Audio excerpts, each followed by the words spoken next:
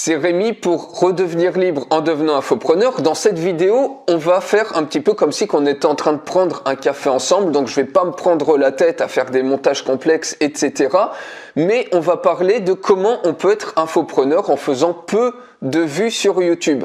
Alors il y a deux manières en fait de regarder, de considérer un business sur YouTube, une activité sur YouTube.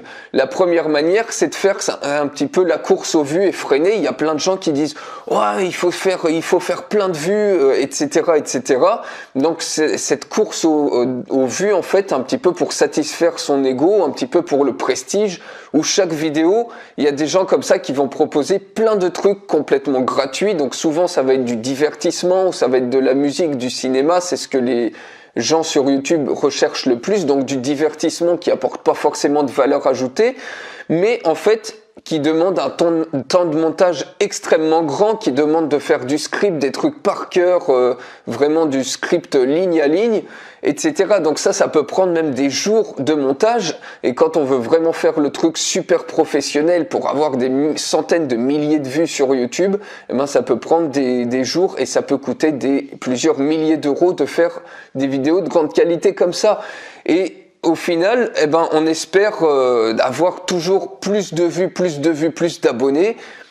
Et on est un petit peu guidé par, voilà, peut-être le prestige ou l'ego de tout le temps avoir plein de vues pour avoir cette soi-disant preuve sociale. Et d'ailleurs, il y a plein de gens, des fois, qui peuvent dire, bah ouais, mais tu fais pas beaucoup de vues, etc. Mais ça, je m'en fiche complètement, en fait, de faire beaucoup de vues ou pas. J'ai des vidéos qui ont fait plusieurs dizaines de milliers de vues. J'en ai d'autres qui en ont fait quelques dizaines seulement. Ça, c'est pas un problème. C'est parce que je considère pas du tout YouTube comme une quête absolument pour avoir beaucoup de vues. Et surtout, bah voilà, il y a vraiment deux manières de considérer YouTube, et surtout si on veut être infopreneur, avoir un business. Donc le premier modèle, c'est ça, c'est faire tout le temps une course aux vues effrénée, de proposer tout le temps du divertissement, de donner plein de trucs gratuits, et au final de devenir un véritable esclave qui ne gagne absolument rien du tout sur YouTube, parce que on va perdre son temps à lire tous les commentaires. Donc moi je lis pas forcément tous les commentaires, de toute façon au fur et à mesure qu'on a des vidéos, ben ça s'accumule. Là j'ai plus de 300 vidéos, donc vous imaginez si j'ai une vidéo, un commentaire sur chaque vidéo par jour, eh ben je passerai mon temps à faire ça plutôt que d'essayer de délivrer de la valeur et du contenu. Donc c'est plus possible au bout d'un moment de lire tous les commentaires, et surtout il y en a qui lisent les commentaires, et il y a des commentaires, il y a 2 ou 3 cons qui vont vous dire que tel truc c'est nul, tel truc c'est nul. Et il y a plein de gens comme ça sur YouTube, ils essayent de délivrer de la valeur, on leur dit que c'est de la merde, alors que ceux qui disent que c'est de la merde, bah voilà, ils ont passé que 2 secondes à mettre un dislike ou à écrire leurs commentaires. Donc ça, c'est facile de critiquer quand soi-même, bah voilà, on n'arrive pas à créer de la valeur ou à créer du contenu de qualité. Et ces gens-là, bah il y a plein de gens qui vont perdre tout leur temps à lire plein de commentaires, et forcément après, ils vont tomber sur ces commentaires négatifs, que ceux qui les ont mis, bah, finalement, ils ont rien créé du tout. Et puis voilà, c'est peut-être pour se défouler, ou pour on sait pas pourquoi, ils ont peut-être pas compris la vidéo non plus, ils sont pas allés jusqu'au bout, ils ont mis un commentaire, et ça va complètement leur péter leur journée. Et au final, voilà, ils vont être dans ce cercle comme ça. Donc, moi, personnellement, j'essaye d'être le plus indépendant possible des commentaires. Évidemment, de temps en temps, je les lis, et les commentaires constructifs, ben, c'est toujours effectivement agréable d'en recevoir. Mais voilà, donc cette première manière de faire, il y a plein de gens, ils vont délivrer énormément de valeur, ils vont prendre plein de temps au montage, ils vont délivrer plein de trucs gratuits, et il y a plein de youtubeurs comme ça qui deviennent des vrais esclaves finalement de leur audience, puisqu'ils veulent plaire à tout le monde. Et qu'est-ce qui se passe au final? C'est que au bout de peut-être 6 mois, 1 an, dès qu'ils ont commencé à construire leur audience, à un moment ils vont se dire ah bah ils osent, oh mon Dieu, ils osent sortir un produit qui va être payant, le premier produit qui va être payant, et tout de suite, eh ben il y a plein de commentaires négatifs. Ouais, t'es un salaud ou t'es une salope, tu proposes des trucs, tu vas faire payer maintenant, etc. Et il y a plein de gens des youtubeurs qui se retrouvent complètement perdus un petit peu, parce que ils ont proposé tellement de valeur.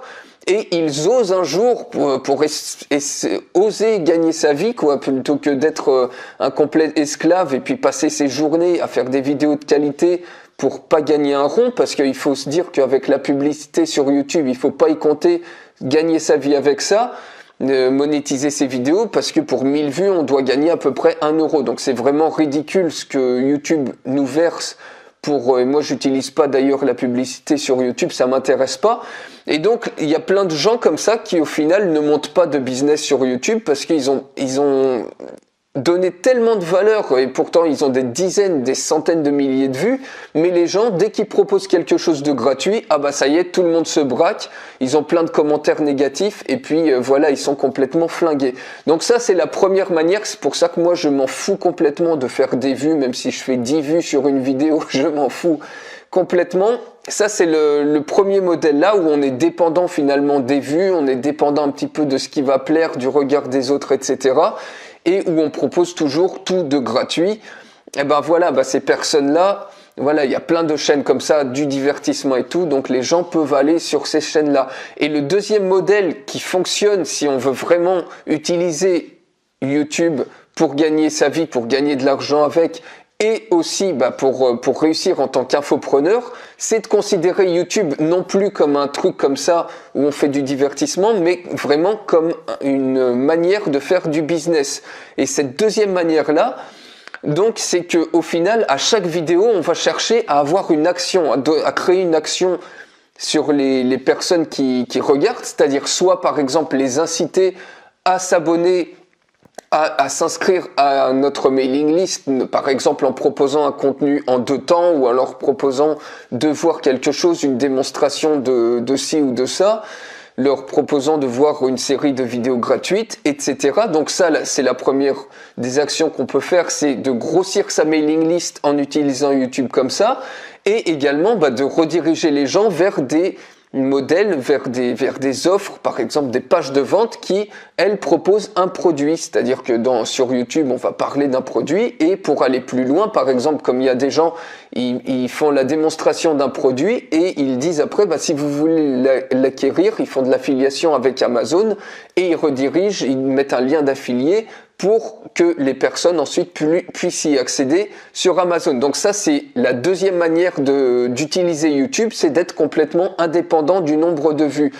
Mais un des problèmes là-dessus, c'est pour les gens qui sortent un gros produit. Un gros produit, par exemple, qu'ils ont mis 6 mois, qu'ils ont mis 1 an à faire. Parce que le problème d'avoir qu'un seul produit, c'est qu'on va encore être dépendant finalement des vues.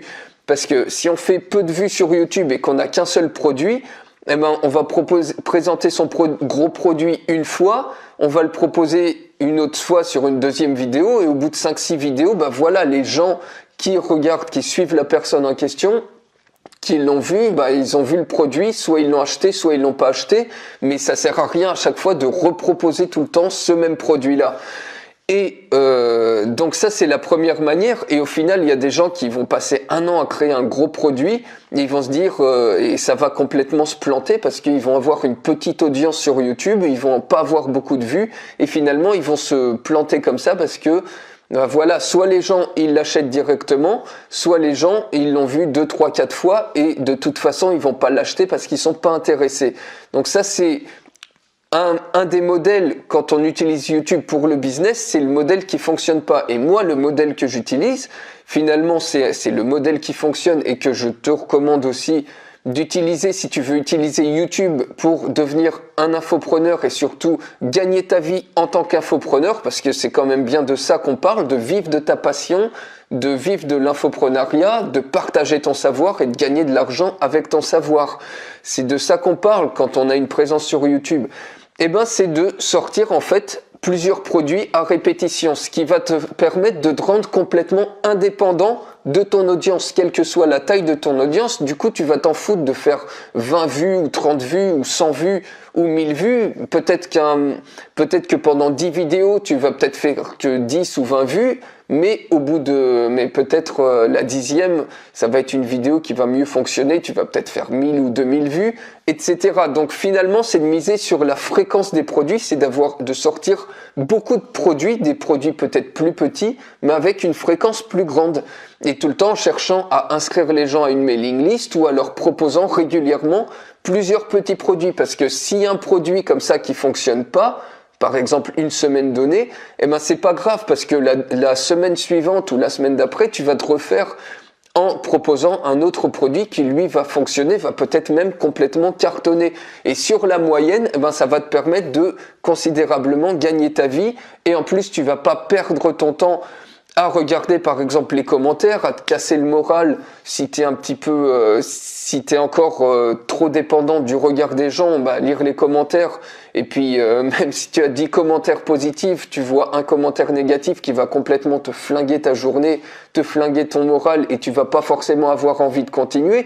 Donc ne rentre pas dans cette stratégie d'avoir tout le temps plein de vues, de donner tout le temps tout gratuit, parce que voilà, au final, tu peux te retrouver à devenir esclave de YouTube et à devenir esclave comme ces personnes qui, le jour où elles osent, oh mon Dieu, où elles osent proposer quelque chose qui va être payant, et ben là, elles se font insulter de tous les noms, alors que pendant un an, elles ont donné plein de trucs gratuits. Donc, moi, c'est le conseil que je peux te donner. Considère YouTube comme un business, propose des choses régulièrement à ton audience et ça va t'éviter d'être piégé que si tu perds un temps fou à créer un gros produit sur un an et qu'après il fonctionne pas, bah tu vas te retrouver piégé parce que finalement, une fois que les gens l'auront vu, soit ils l'auront acheté, soit ils l'auront pas acheté. Donc propose des produits à répétition et tu peux comme ça fédérer une petite audience. T'as pas besoin d'énormément de personnes, mais cette audience va être fidèle et ça va être des clients récurrents qui vont acheter de manière régulière. Donc voilà, tout ça pour te dire que ne t'inquiète pas si tu fais peu de vues YouTube, c'est absolument pas une condition indispensable et nécessaire pour réussir en tant qu'infopreneur. Sur ce, je te souhaite une excellente journée et je te dis à très bientôt pour une prochaine vidéo. Ciao!